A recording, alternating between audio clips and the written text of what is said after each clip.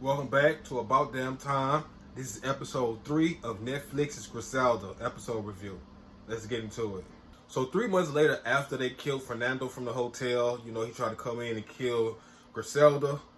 But, Drio, he came in, he saved the day. So 3 months later, we see him again. This time, you see him putting the paws on the tennis man, right? So the tennis man ended up being one of the dealers that works for Griselda. But he didn't know that until they got to the house. Apparently, Papo has still been harassing Griselda and her crew. So he ended up taking one of the dealer's packages. So if you mess with the packages, that means you mess with the money. So you see Griselda, she comes back to town and, she's like living the Miami High lifestyle. She brings them new watches. They got a new scale. You remember Uzi, her son, her youngest son from the first episode. One thing he said to his mom was he missed his dad and he missed his fish. So now that she afloat and doing her thing, she got him his own fish. It's a jaguar fish. Now this fish particularly is supposed to be by itself.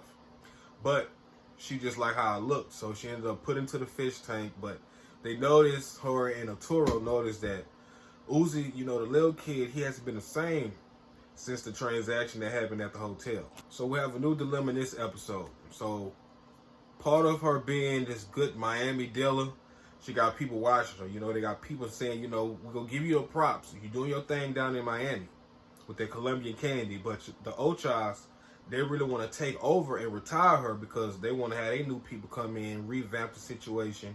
And instead of her being the top woman down there, they want to take over the whole Miami scene. So Arturo goes to her and lets her know, they want to schedule a meeting between her and Paneso, her partner from last week's episode. Basically, the meeting is about the Ochos wanting to buy her out. So she's going contemplating, should I do this, should I not? She goes to her sons and have a hypothetical conversation about it. And all they really want is their mama back. Like they say, they just want you to come home and fix school sandwiches. Let's go to Bahamas. One don't want to go to Australia. They want to travel the world. One don't want to go to Hawaii. But right now, she's just put in a hypothetical state. Not saying it's going to happen, but because the Turo's trying to take over, she's trying to see, do I need to retire? So everything's looking kind of not good for Amilcar because he's involved in this shooting. So we see June and Bill, they investigating this shooting, and they talking to this witness. She's basically an interpreter. So she's telling him, make sure that he comes down to the station and cooperate as best as he can, even though he don't want to. He knows the people that he's dealing with are people that's involved in the drug game. But if he snitch, then he got to worry about the domino effect. So it's her job to get him to come and confess what he saw as the witness stand. This is what Amilcar's whole situation is. He's tied to a murder that he's trying to get away from. I just want to know, is anybody surprised that Drio and Griselda are sleeping in the same bed, pillow talking with each other? I'm not. From last week's episode, he was the hero. He saved her. So that look that they gave each other when they were standing on the balcony, when they was at the hotel, I knew it was going to be more than what it was, potentially. I thought he should go come in as a security guard. So he's kind of both. He's her lover, her companion, and he watches over her, make sure she has the right people around, like a guard dog, basically. So her thing is him. He's one of those guys who analyzes her behavior. He notices that she's fidgety, what's wrong, So she basically tells him, don't let the kids see you leave out. Basically, she's saying, you're doing too much over analyzing me, so I'm going to need you to go ahead and exit stage left right fast, The godmother. So her assistant or one of her top girls basically tells her, I heard a conversation about y'all talking about the Ochayo. And in Maryland, in Colombia, you have a notorious nickname. And when she gets this story, they tell her that the name that they basically describing Griselda. They call her the godmother. So basically they told her, we're trying to take over your situation. But since this conversation came into play, you got this notorious name. And, all these people in your hometown, they look up to you. You're a female. You done left the Cape Town. And now you're in the States, living the high life. So when you have this notorious knowing, or people know that you're making moves, you're not going to just shut up. You're not going to stop what you're doing. So When she gives her this affirmation conversation, it kind of confirms all the things that she always wanted to do. So the conversation she had with her kids about stop, being a drug lord, I don't think she's having the same attitude now that she's been called the godmother from her peers and citizens. Y'all, typewriter June still having problems at work. So the men at work still don't believe in her. Bill saying, you supposed to be heating up coffee. You don't need to be double checking no prints and seeing if Amicard matches this. You don't need to be doing none of that. She's basically like, you do follow-ups and you have theories, but he tells her, you ain't me. Go heat up some coffee, do what you do in this investigation, then we go handle it, okay? So then you see the next scene, they like I told you, Arturo said he wants them to meet with the Ochachas. So they goes to meet the Ochayos in Bahamas. And this is where you see Vanessa, G, and her bodyguard, aka Drio, comes off the plane. They goes to meet Rafa. Rafa is one of the members of the Ochayos. And then he basically goes and shows them this huge warehouse of what they say every American can have a nose to snort. Because you go to the warehouse, it's pallets full of coconut candy, Colombian candy, all over the warehouse. So a part of her feel like, dang, what my life at? Look how big they doing it. So they basically asked him, how do you get these drugs to the States? So he basically said, well, we have this operation we do. We take this right here, this device. Once we drop it from the planes, it goes through the water. And then you have divers that goes in and retrieve it, based on, it's like a GPS tracker. So that's how they smuggle all the drugs to the States, through Miami. So she's basically got her mindset like, y'all doing tactics under my belt in my city that I'm trying to take over. So that's what this conversation is for. So she tells her partner, Vanessa, I think they brought us down here as an intimidation tactic, to show us whatever they got going. You ain't this deep far into it. So Vanessa, being that, he's a seasoned guy, just like she is, he tells her, okay, well, we don't know what offer he's trying to give you, but whatever offer he gives you, you got to take it.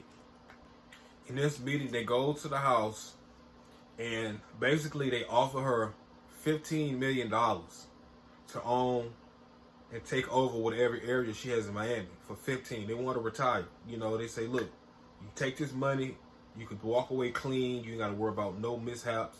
We're just trying to revamp the city, bring up all, because the Ochayos are the biggest drug lords in Colombia.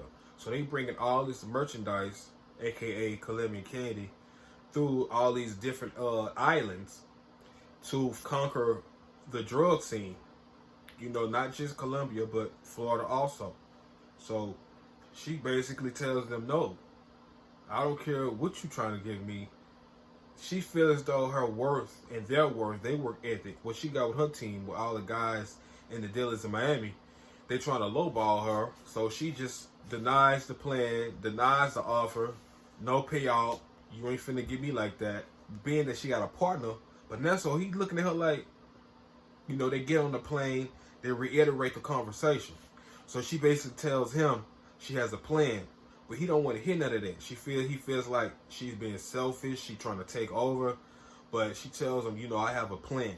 I'm gonna give you 25%, and then I don't want to hear nothing else. So in the next scene, they got the Jaguar fish that she bought for her son. The Jaguar fish, as her older son Uber tells them, is supposed to be alone, because otherwise it's going to start chowing down other things. So this is kind of how this scene is going to be and how this episode planned out. You have a big shark who's trying to get little fish, but you can't be in the same room with little fish. Basically, you're going to get ate up. A part of her plan is to get all the dealers in Miami together. And these are 20 dealers, not just a handful. These 20 different dealers from all over the city. This is her plan to get them all together. So she tells Accountant Arturo about her plan. Then you see Carmen comes in first. Carmen comes in and delivers them the rest of the tickets. Remember, last episode, Griselda ended up reeling her back in when she tried to get out. Show the travel agency. So she's able to get these plane tickets to the girls to Colombia with flights to get back to Miami back and forth so they can smuggle the drugs, right? Carmen comes in happy. Here you go your tickets. Griselda give her a bag. Here you go extra cash. She loving her new car. So Carmen, everybody in good spirits. So the conversation doubles back to how she's going to get all these guys together, and we're going to make this plan so we can take over those Chayos, and we're going to try to get them to believe that we can't settle, we can't get bought out. So that's what she proceeds to do. So we're going to call this the Godmother Says Unite. The Godmother wants all the dealers in Miami to hurdle around together and unite. Keep the money in the family so we can get more money, opposed to getting bought out this one time, and you ain't going to see no long-term generational wealth. So, of course, you got Papa Mahia. He a hater. He gonna say, well, you know what? This sounds all good, but, I don't really trust no female. I don't trust you. You kind of sneaky. So, a part of you saying all this, you kind of sound like you trying to control us. And we don't really think that you the proper person to lead. You just want to boss us around. So, of course, all the men in there are trying to be like, okay, we kind of with him. Especially since Almacar is tied up in this murder scene with the investigation, remember? So because he's so hot, he got all these police officers looking out for him. He sent his minions ready to talk, negotiate. So they basically say, you know what, without him, ain't nobody doing it. So everybody end up walking out. So she's trying to feel like, my back against the wall. I went to the Bahamas. They tried to give me this offer. I denied it, thinking that I could come home and have my co-workers or colleagues to have my back. But because I'm female, she says, she don't feel like they got a respect for her. But she goes to one of Almacar's trusted advisors, and she basically tells him, I need you to schedule this interview for me. Again, he in some hot water, but take me there to talk to him. So they in his car scene, and I don't know if he have OCD, but he like, give me the cigarettes, make sure you put the cigarettes back with the label facing out. He make it seem like it's not his car, but I feel like he got OCD a little bit. He careful how he move and how he maneuvers. So he tells her that she tells him, I could tell you respect what I said back there. Otherwise, he wouldn't have brought me this way. So long story short, they Ubering over to Almacar's place so she can have this one-on-one conversation with him. And you see Drio, he's sitting there with his cigarette like, oh no, he ain't having this. This is his boo mate / this is the person that he protected. So he see her get in the car with him. He looking like, I don't know, his as he should. He's supposed to be like that. This is what he got hired for. So the only reason why Almacar didn't show up is because he desperate for a payout. He looking to be one of the ones to pay out. This is what this whole conversation is about with her going to actually meet him. She says, why are you denying it? He basically ain't telling her what it is. But he informs her, I already know what kind of game plan you got going, girl. They already called me, they already ran it down to me. But they ain't trying to hear none of that. So he in the midst of him telling her that, he says, there's a witness who can testify against him, and that could potentially get him in jail. So right when he tells her no, she storms out, of course, because she pissed. Because he gonna tell her no again. Just like probably the 17th time he done told her no. Before she leave, her head, she kind of remember everything you say she gonna use against you. So because you have a witness, I'm gonna do your dirty work. So she goes in and say, I'm gonna take care of him. So she ended up giving him an address. So you see they have a pillow talk scene with her and Drio again, and she putting it on, She giving to him real good, So after this happened, she put her robe on, clean up, whatever she got to do. She gives him the paper. This is his address. I need you to go over there and take care of this situation because I told Almacar that he could be cleared of this situation with the feds watching him, even though they're this close to investigation. I could take the witness out and we could all win. And you could be the leader because you're a man. They respect you more than my voice, but this is my idea. So she take her women intuition in her ways, and she tells him, I need you to do this for me. Now, this conversation he has right now is he getting the backstory. He's been killing since he was 14 years old for money. He tells her he understands the fact that you killed your husband in Colombia because he was an a-hole. You have a reason to do that. But what is your reason and what you're going to lose from doing this? A random man that you don't have no ties to. So she basically like, just do what I'm asking you to do. Don't ask me no questions. This part made me side-eyed because to me, I was saying, you putting yourself too involved up in El McCall's situation. If you have somebody from your crew going to murk somebody on his crew just to gain his respect, it's going to tie you back to all the situations with him. So now all the fingers are going to be looking at you. So that's the only reason why I didn't like it that much, because I'm like, you're trying to solve other people's problems, but it's going to get you. And that's what it's going to cost you. That's what he asked. What is it going to cost you? It's going to cost her everything that she's been working for, all the things, all the team that she done built in a short amount of time, within 3 months. That's what she's going to cost. Like I said, it's all going to tie back to her. So we got the scene with June, Agent June, she's the interpreter, typewriter June. She goes to her boss and she basically tells him, I think I'm going to have to bow out. This is not what I signed up for.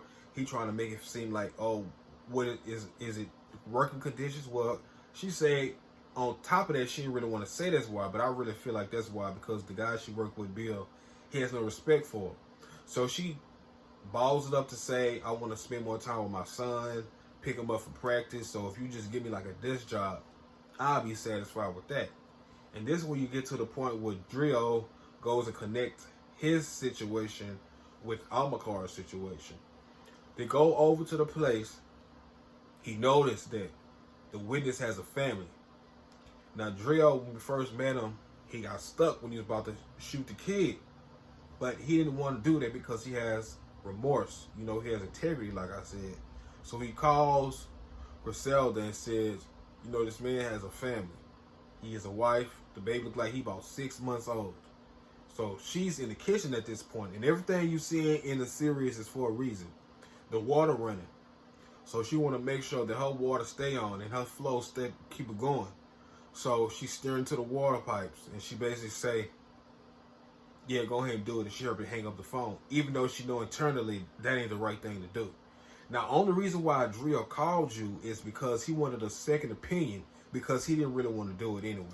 He just wanted you to say, nah, but you end up letting him down, I feel like, when you said, yes, go ahead and murk the witnesses.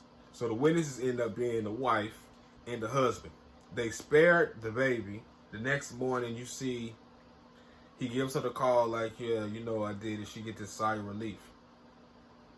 So upon this, you see the investigation continues when she pulled back in. June is pulled back into the situation now because she has to have this baby that's in child services because the baby was the only one to survive.